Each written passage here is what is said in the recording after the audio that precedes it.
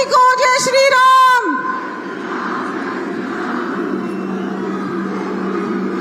भारत माता की, मोदी जी को जय श्री राम।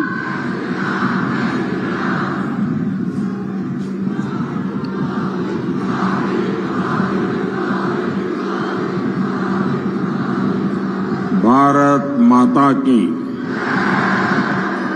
भारत माता की,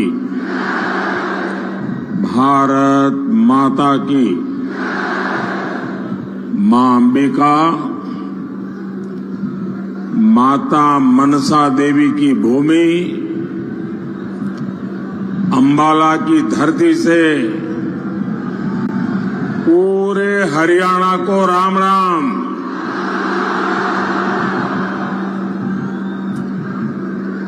हरियाणा यानी हिम्मत, हरियाणा यानी हौसला, और तभी तो हरियाणा धाकड़ है, धाकड़। और मोदी ने तो कई सालों तक हरियाणा की रोटी खाई है।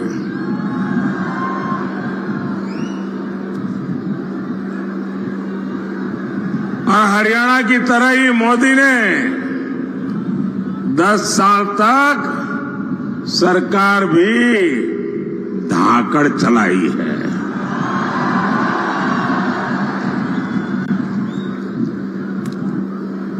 आज अंबाला के आसमान में रफाल के विमान जब उड़ते हैं तो आपको गर्व होता है कि नहीं होता है? गर्व होता है कि नहीं होता है?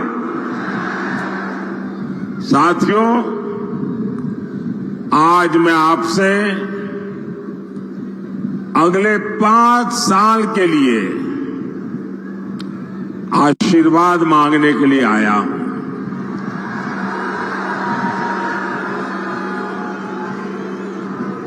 आप इतनी बड़ी संख्या में यहां आए, मैं आपका बहुत बहुत आभारी हूं। आज मेरे बहुत पुराने साथी, संगठन में भी काम किया, सरकार में भी काम किया, हमारे रतनलाल जी कटारिया जी की बरसी है। मैं उन्हें भी अपनी श्रद्धांजलि देता हूं। भाइयों और बहनों, 4 जून में अब सिर्फ 17 दिन बचे हैं। 4 चरणों के चुनाव में कांग्रेस और इंडी गठबंधन, ये उनके सारे साथी, सारे दल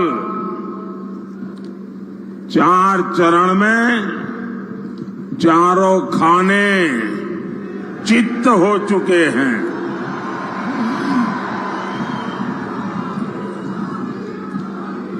इंडी वालों ने देश के खिलाफ जो भी दांव पेच चले थे, उन्हें चुनाव के मैदान में जनता जनार्दन ने खुद पटकनी दे दी है।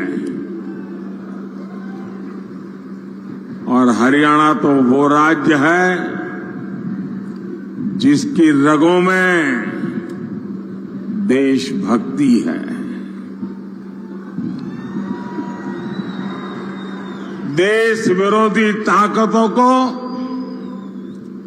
हरियाणा अच्छी तरह जानता है, पहचानता है। और इसलिए हरियाणा का गांव-गांव, घर-घर एक ही आवाज में बोल रहा है, फिर एक बार, फिर एक बार, फिर एक बार। साथियों, जब देश में एक धाकड़ सरकार होती है तो दुश्मन भी कुछ करने से पहले 100 बार सोचता है।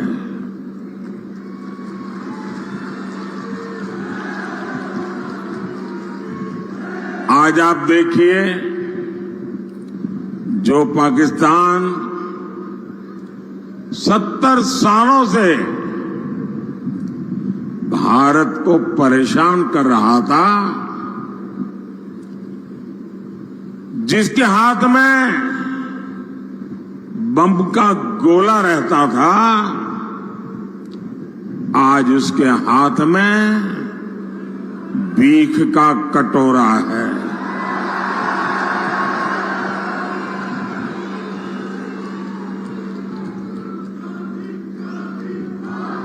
जब धाकड़ सरकार होती है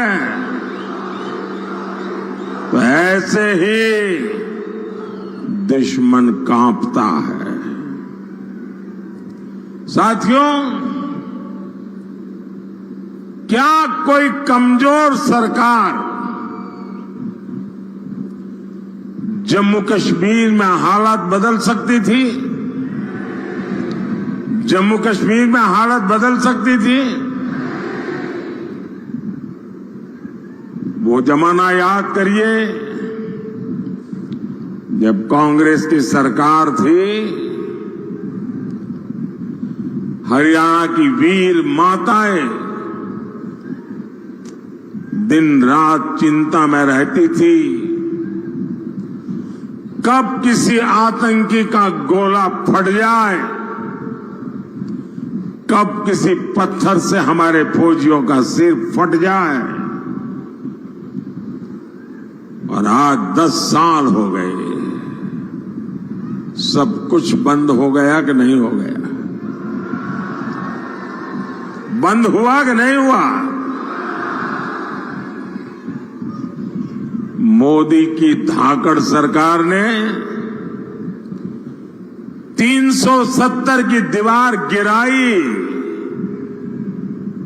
और कश्मीर विकास के रास्ते पर चल पड़ा है।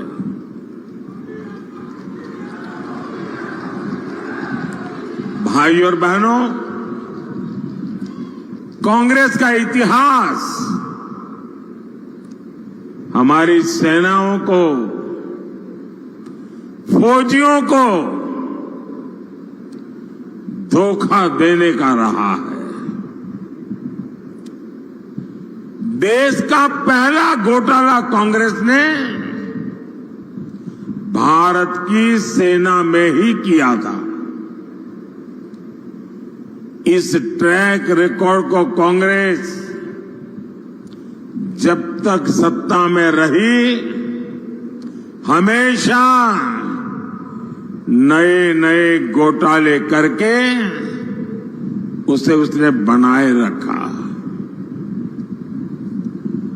बोफोर्स घोटाला, पनडुब्बी घोटाला, हेलीकॉप्टर घोटाला,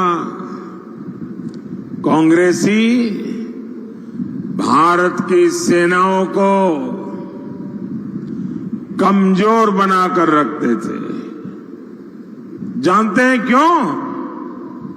ताकि विदेश से हथियार मंगाने के नाम पर मोटी कमाई कर सके।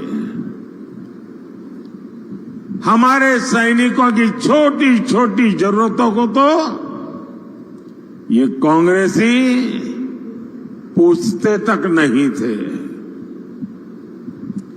हमारे सैनिकों को कपड़े, जूते, बुलेट प्रूफ जैकेट, ये भी ठीक से नसीब नहीं होते थे। उनके पास अच्छी राइफलें तक नहीं थी। उन्हें लाठी देकर कहा जाता था कि आतंकियों की गोलियों का मुकाबला करो। और जब मोदी सरकार में आया तो उसने कहा अब ये नहीं चलेगा। मैंने भारत की सेनाओं को आत्मनिर्भर बनाने का अभियान शुरू किया। आज सेना को मेड इन इंडिया हथियार मिल रहे हैं। जो भारत कभी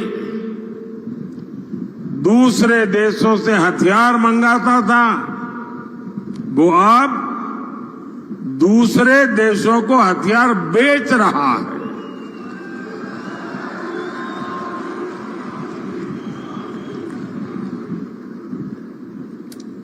साथियों, कांग्रेस ने हमारे पूर्व सैनिकों के साथ भी विश्वासघात किया।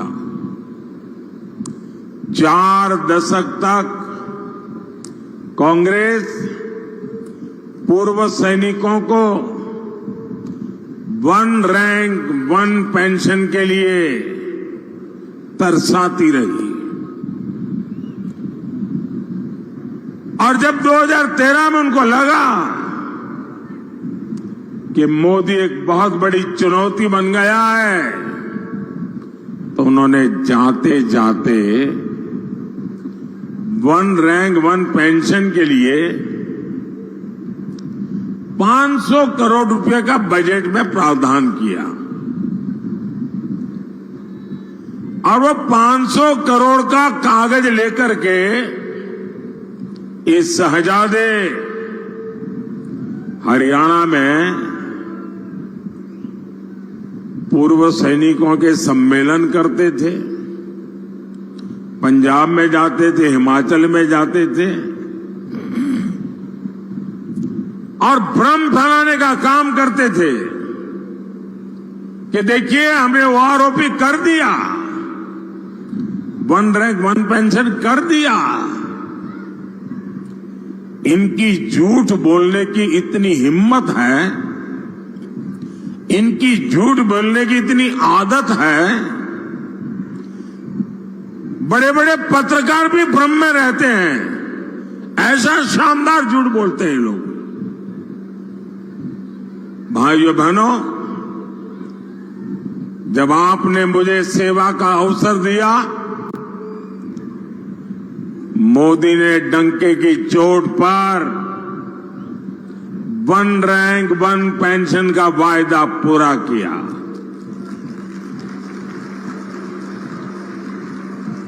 और जरा गांव-गांव पूर्व सैनिक परिवारों को बताइए कि कांग्रेस कैसा झूठ बोलती है। उन्होंने 500 करोड़ रखा था। हमारी सरकार ने जब ओआरओपी दिया तो कितना खर्च हुआ पता है? उन्होंने 500 करोड़ का खेल खेला था, हमने 1 रैंक 1 पेंशन दिया तो अब तक 1,20,000 करोड़ रुपए, उससे भी ज्यादा मोदी हर सैनिक की परिवार को पहुंचा चुका है। अब आप बताइए, 500 करोड़ कागज पे लिख करके देश के लिए जीने मरने वाले, देश के लिए जान की बाजी लगाने वाले, और हरियाणा कुरुक्षेत्र की धरती जहां सत्य विजयी होता है, उस धरती पर पूर्व सैनिकों के सामने झूठ बोलने का पाप किया था। और जब मोदी ने इसको लागू किया 1,20,000 करोड़ रुपए के साथ हर परिवार की चिंता की है और मोदी हर परिवार की चिंता समझता है और इसीलिए ऐसे संवेदनशील निर्णय लेता है। साथियों, मोदी विकसित भारत का संकल्प लेकर निकला है और जब मैं विकसित भारत का संकल्प निकल के निकला हूं तब हरियाणा का मुझ पर बहुत अधिकार भी है, क्योंकि मेरी विकास यात्रा में हरियाणा के भी संस्कार है।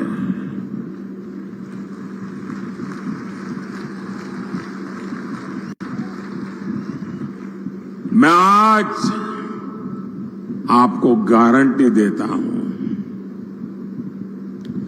आपका सपना ही मेरा संकल्प है।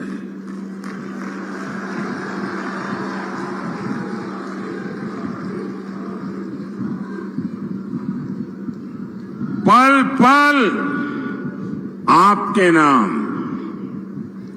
पल पल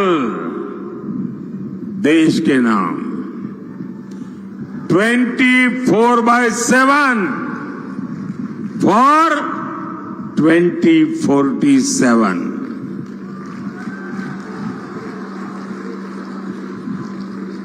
भाइयों बहनों, विकसित भारत के 4 स्तंभ हैं: गरीब, युवा, महिला और किसान। मोदी इन 4 स्तंभों को ऐसी मजबूती देना चाहता है ताकि मेरा देश मजबूत हो, मेरा हिंदुस्तान मजबूत हो। किसानों का कल्याण मोदी की प्राथमिकता है। 2014 से पहले के 10 साल में कांग्रेस की सरकार ने देश के किसानों से सिर्फ, और ये भी मेरा एक काम करेंगे, जरा मैं आपको पूछता हूं, मेरा एक काम करेंगे? जरा हाथ ऊपर करके बताइए, करेंगे? कि मैं जो आंकड़ा बोलता हूं याद रखेंगे? किसानों को जाके बताएंगे? धीरे धीरे हाथ नीचे हो रहा है, बताएंगे? कांग्रेस के जमाने में सिर्फ 7.5 लाख करोड़ रुपए का अनाज एमएसपी पर खरीदा गया था। कांग्रेस के जमाने में 10 साल में कितना? 7.5 लाख करोड़ का एमएसपी पर अनाज खरीदा गया था। ये किसानों के नाम पर राजनीति करते हैं ना। 10 साल में 7.5 लाख करोड़। और मोदी ने क्या किया? 10 साल में 20 लाख करोड़ रुपए का एमएसपी में हमने किसानों से अनाज खरीदा है। यानी 3 गुना अनाज एमएसपी पर खरीदा गया है। और पहले तो पैसा मिलने में भी कई महीने लगते थे। अब पैसा सीधे किसान के नाम पर बैंक के खाते में जमा हो जाता है।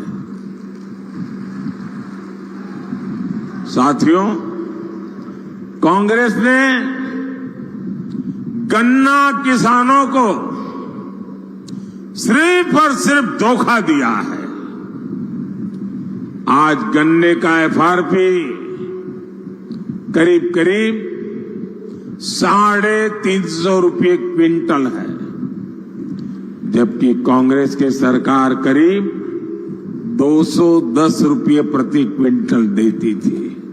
ये आंकड़े याद रखना, मुंह तोड़ जवाब देना इस झूठ बोलने वालों को। 2014 में जब हम लोग आए तब गन्ने का बकाया करीब 60,000 करोड़ रुपया था। किसान का पैसा था, उसकी मेहनत का पैसा था। 60,000 करोड़ रुपया बकाया था, जबकि इसी साल हमने 1,14,000 करोड़ की पेमेंट की है। यहां अंबाला, करनाल और कुरुक्षेत्र के किसानों को पीएम किसान सम्मान निधि के भी, मैं सिर्फ इसी इलाके का बोल रहा हूं, इसी एक इलाके में 650 करोड़ रुपए से ज्यादा किसानों के खाते में ट्रांसफर किए गए। साथियों, आज दुनिया के सामने भारत सुपर फूड लेकर के गया है। न्यूट्रिशन की दुनिया में दुनिया को बहुत कुछ देने की ताकत भारत में है और इसलिए ग्लोबली पोषक आहार उसका हब बनाने की हमारे पास ताकत है। यानी जो ज्वार, बाजरा जैसा मोटा अनाज हमारा हरियाणा का किसान उगाता है, उसे मोदी दुनिया तक पहुंचाना चाहता है। और इसलिए हमने सारे देश में एक पहचान बने, इसलिए इस मोटे अनाज को श्री अन्न नाम से पहचान दी है। और हमने पूरे दुनिया के लिए अंतर्राष्ट्रीय मिलेट ईयर मनाया। और इसकी ताकत देखिए, विश्व के लोगों को जब मैं कहता हूं कि हमारे छोटे छोटे किसानों के द्वारा पैदा होता है, कम से कम पानी में होता है, एनवायरमेंट फ्रेंडली होता है, केमिकल और फर्टिलाइजर की दुनिया से दूर होता है, तो दुनिया के लोगों को अचरज होता है। पिछले दिनों मैं अमेरिका गया था। अमेरिका के राष्ट्रपति जी ने व्हाइट हाउस में बहुत बड़ा भोजन समारोह रखा था और देश का प्रधानमंत्री के लिए इतना बड़ा आजादी के बाद ऐसे अवसर बहुत कम आए। लेकिन मजा ये थी कि सारे मेहमानों को खाने में ये हमारा मिलेट परोसा गया था, ये ज्वार बाजरा परोसा गया था। ये सुपर फूड की पहचान मेरे हरियाणा, राजस्थान, ये जो राज्य हैं, उनके किसानों के लिए बहुत बड़ा अवसर लेकर आई है। साथियों, हम एक बहुत बड़ी, दुनिया की सबसे बड़ी योजना उसको लेकर के आए। हम 2 लाख से ज्यादा गोडाउन बनाने पर काम कर रहे हैं। हमारे देश में अनाज के इतने बड़े भंडारण, उस दिशा में हम काम कर रहे हैं। आने वाले 5 साल में हम आलू, प्याज और टमाटर किसानों के लिए विशेष क्लस्टर बनाने जा रहे हैं। साथियों, मोदी की एक और गारंटी खेती में ड्रोन क्रांति की है और इसकी जिम्मेदारी मैं माताओं बहनों को दे रहा हूं। मैं गांव की महिलाओं को ड्रोन पायलट की ट्रेनिंग दे रहा हूं, लाखों रुपया का ड्रोन उनको दे रहा हूं। और हरियाणा के कृषि क्षेत्र को जिस तरह यहां की माताएं बहनें संभाले हुए, आप देखिएगा खेती के ड्रोन के इस्तेमाल में भी हरियाणा सबसे आगे है। बहनें संभाले हुए आप देखिएगा। और मोदी ने बेटियों के लिए सैनिक स्कूलों के भी दरवाजे खोल दिए। अभी एनडीए में महिला कैडेट्स का जो पहला बैच ट्रेनिंग ले रहा है, उसमें बड़ी संख्या में हमारे हरियाणा की बेटियां हैं। साथियों, कांग्रेस को महिलाओं से, किसानों से, नौजवानों से कोई मतलब नहीं है। कांग्रेस को सिर्फ वोट से मतलब है। अब बताइए, दिल्ली और हरियाणा में हाथ में झाड़ू लेकर घूम रहे हैं और पंजाब में कह रहे हैं झाड़ू वाला चोर है।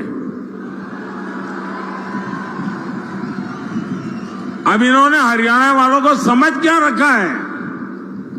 भाइयों बहनों, इनके लिए वोट बैंक ही सब कुछ है। अब कांग्रेस के लोग कहते हैं कि एससी, एसटी, ओबीसी का आरक्षण धर्म के आधार पर बांट देंगे। ये दलितों का, पिछड़ों का आरक्षण छीन लेना चाहते हैं। ये लोग अपने वोट बैंक को खुश करने के लिए सिखों और दलितों को नागरिकता देने का भी विरोध कर रहे हैं। कांग्रेस कह रही है कि सत्ता में आए तो सीए कानून को रद्द कर देंगे। साथियों, ये हमारी सरकार है जो अफगानिस्तान के युद्ध क्षेत्र से गुरु ग्रंथ साहब के स्वरूपों को अदब के साथ स्वदेश लेकर के आई है। ये हमारी सरकार है जिसने साहबजादों की याद में वीर बाल दिवस मनाना शुरू किया है। और ऐसे प्रयासों से माता गुजरी जी की इस धरती को जरूर गर्व होता होगा। लेकिन कांग्रेस और एनडीए गठबंधन को ऐसे हर प्रयास से दिक्कत है। भाई और बहनों, कांग्रेस और एनडीए गठबंधन विकास और विरासत दोनों के विरोधी है। 500 साल बाद इतने लंबे इंतजार के बाद, अविरत संघर्ष के बाद, लाखों बलिदानों के बाद, 500 साल बाद अयोध्या में भव्य राम मंदिर बना है।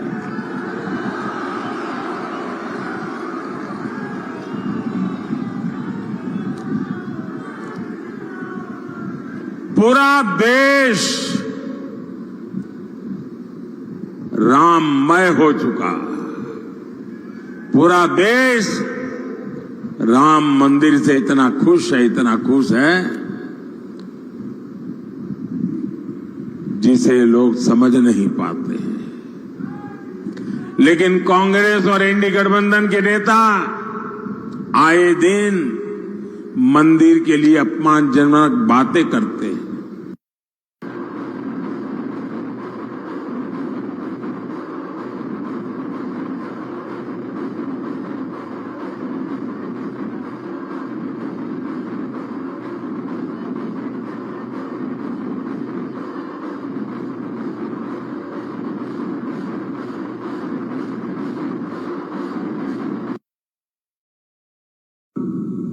अंबाला की दिल्ली से कनेक्टिविटी बढ़ाने के लिए लगातार काम कर रही है।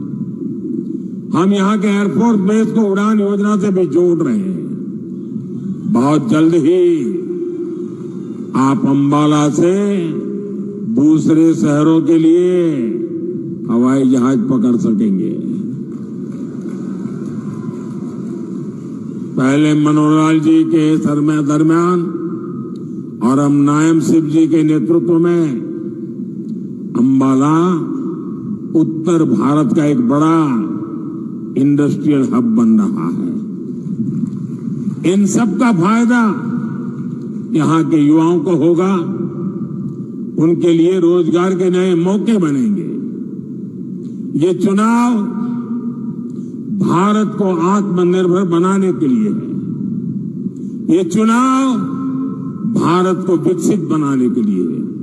ये चुनाव देश का प्रधानमंत्री कौन हो, किसके हाथों में देश सुपुर्द किया जाए, इसके महत्व वाला चुनाव है।